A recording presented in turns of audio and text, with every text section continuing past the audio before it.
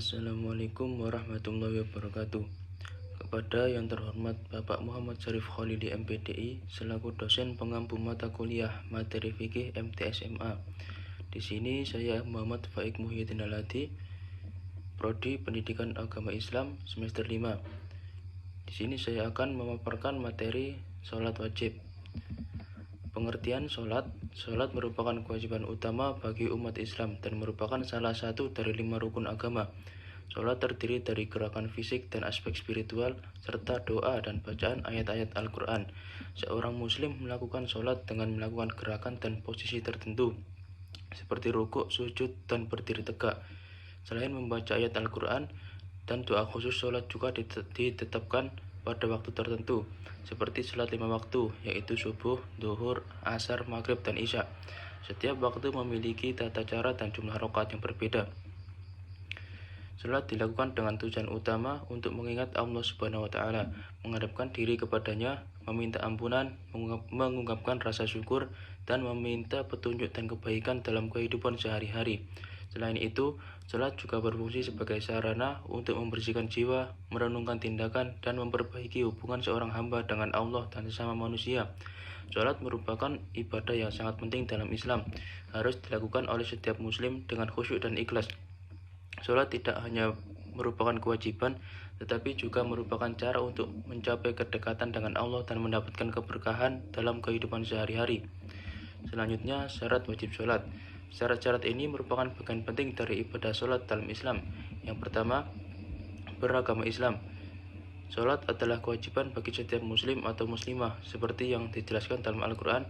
Dengan demikian, orang yang tidak beragama Islam tidak diwajibkan untuk melakukannya.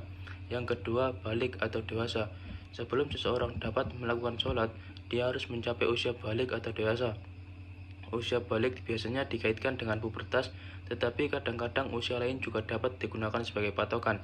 Pada umumnya, masa balik di usia 12-15 tahun dan sudah mengalami mimpi basah bagi laki-laki dan keluar darah haid bagi perempuan. Yang ketiga, berakal. Sholat adalah hubungan antara manusia dan dengan Allah Subhanahu wa Ta'ala. Jadi orang yang sehat akalnya diwajibkan untuk mengerjakannya. Orang-orang yang tidak sehat akalnya tidak diwajibkan untuk mengerjakannya. Yang keempat, suci dari haid dan nifas. Haid adalah keluarnya darah dari kemaluan wanita ketika mereka sehat, bukan karena penyakit atau kehamilan. Namun nifas adalah darah yang keluar dari rahim seorang wanita saat melahirkan, bahkan ketika dia tidak melahirkan anak. Sholat tidak diperbolehkan bagi seorang wanita yang masih dalam keadaan haid dan nifas. Seorang wanita harus melakukan mandi besar untuk mensucikan diri setelah selesai masa haid dan nifasnya. Selanjutnya, syarat sah sholat. Seorang muslim harus memenuhi syarat sah sholat agar sholatnya dianggap sah dan diterima oleh Allah Subhanahu wa Ta'ala. Syarat-syaratnya sebagai berikut. Yang pertama, suci badan dari hadas dan najis. Dalam hal ini, berwudu sebelum sholat adalah cara terbaik untuk membersihkan hadas besar dan hadas kecil. Hadas besar dan hadas kecil adalah dua jenis hadas dalam Islam. Hadas kecil adalah kotoran dan urin yang tersisa di dubur, begitu juga dengan kehilangan kesadaran karena pingsan atau mabuk. Sedangkan hadas besar karena keluarnya air mani setelah berhubungan intim atau keluarnya darah karena haid atau nifas, serta jenis darah lainnya. Jadi sebelum sholat, pastikan telah bersih dari semua hadas dan najis. Muslim dapat melakukan mandi wajib untuk memastikannya. Dari Ibnu Umar, Rasulullah bersabda, Allah tidak akan menerima sholat yang dikerjakan tanpa bersuci. Yang kedua, menutup aurat dengan pakaian suci. Terdapat hadis sahih dari Aisyah radhiyallahu an bahwa Rasulullah bersabda, Allah tidak akan menerima sholat seseorang yang balik kecuali dengan mengenakan himar. Muslim perlu menutup aurat ketika hendak sholat.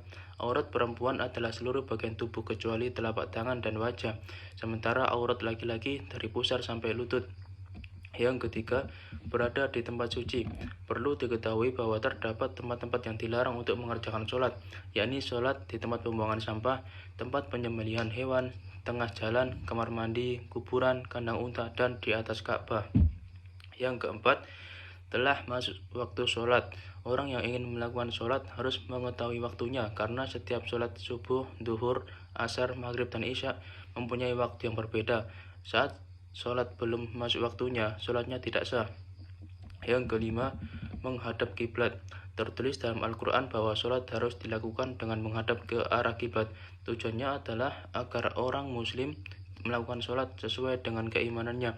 Selain itu, sholat menghadap kiblat dapat membuat anggota badan fokus dan khusyuk pada satu arah. Seperti halnya hati dapat fokus hanya kepada Allah Subhanahu wa taala. Ka'bah merupakan simbol persatuan dan tempat menghadap yang diperintahkan oleh Allah, yaitu kiblat sholat Islam. Selanjutnya, rukun sholat. Yang pertama yaitu niat. Niat dibaca sebelum memulai sholat.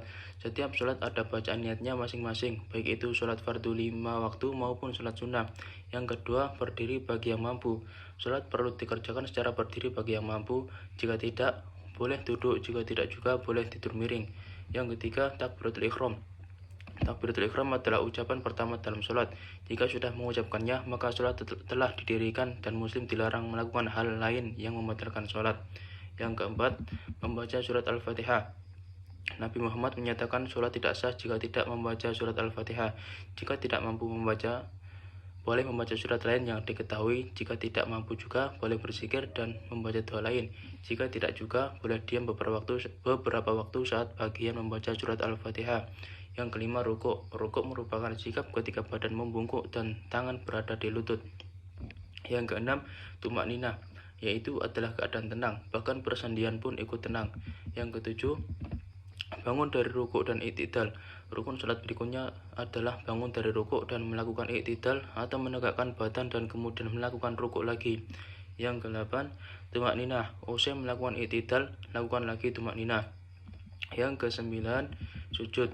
Sujud adalah posisi ketika badan membungkuk hingga telapak kanan dan kiri, lutut kanan dan kiri, ujung kaki kanan dan kiri, serta dahi dan hidung menyentuh lantai. Ke-10, tumakninah. Jika sudah selesai sujud, lakukan lagi tumakninah. Yang ke-11, duduk di antara dua sujud yang dilakukan usai tumakninah. Yang ke-12, tumakninah usai melakukan sujud, kembali lagi ke tumakninah. Ke-13, duduk untuk tasyahud akhir, kemudian dilanjutkan dengan duduk atau untuk mengucapkan tasyahud akhir. Yang ke-14, membaca tasyahud akhir yang berisi ucapan penghormatan kepada Allah dan pujian kepada Nabi. Yang ke-15, membaca selawat kepada Nabi. Usai membaca tasyahud akhir, lanjutkan dengan membaca selawat kepada Nabi Muhammad SAW. Yang ke-6, salam pertama, salam assalamualaikum warahmatullahi wabarakatuh, diucapkan sambil menghadap ke kanan dan ke kiri secara bergantian. Ke-17, niat keluar dari sholat. Ucapkan niat keluar dari sholat setelah salam pertama. Yang ke-18, yaitu tertib. Tertib adalah sikap menunaikan sholat sesuai urutan rukunnya. Selanjutnya, sunnah-sunnah sholat. Yang pertama, mengangkat kedua tangan hingga sama tinggi ujung jari dengan telinga dan telapak tangan setinggi bahu serta keduanya menghadap kiblat. Yang kedua, meletakkan tangan kanan di atas tangan kiri dengan posisi keduanya di atas dada atau di bawah dada. Yang ketiga, senantiasa melihat ke tempat sujud kecuali pada waktu membaca asyhadu an la ilaha illallah, maka melihat ke telunjuk. Yang keempat, membaca ta'awudz sebelum membaca surat Al-Fatihah. Yang kelima, membaca amin setelah membaca Al-Fatihah. Selanjutnya, hal yang membatalkan sholat. Yang pertama, yaitu meninggalkan salah satu rukun atau sengaja memutuskan rukun sebelum sempurna, umpamanya melakukan i'tidal sebelum sempurna dalam rukuk. Yang kedua, meninggalkan salah satu syarat, misalnya terkena hadas dan kita melaksanakan sholat. Yang ketiga, sengaja berbicara dengan kata-kata yang bisa ditujukan kepada manusia. Yang keempat, aurat terbuka. Yang kelima, niat sholat yang berubah. Yang keenam, dalam keadaan berhadas. Yang ketujuh, membelakangi kiblat. Ke-8, banyak bergerak. Ke-9, tertawa. Para ulama telah sepakat atas batalnya sholat yang disebabkan karena tertawa terbahak-bahak. Adapun tersenyum, maka kebanyakan ulama menganggap bahwa hal itu tidaklah merusak sholat. Demikian penjelasan dari saya. Kurang lebihnya mohon maaf. Saya akhiri. Wassalamualaikum warahmatullahi wabarakatuh.